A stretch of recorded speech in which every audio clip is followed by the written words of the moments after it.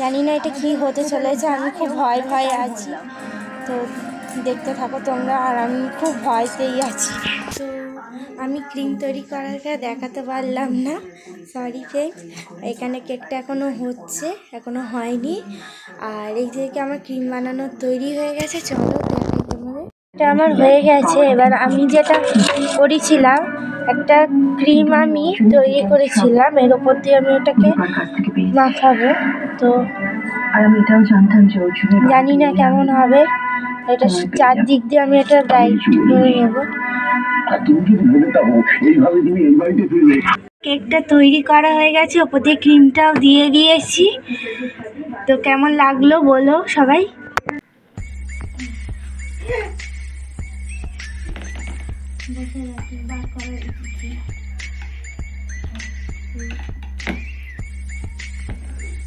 তো ভালোই হয়েছে, দেখতে পাচ্ছ তোমরা।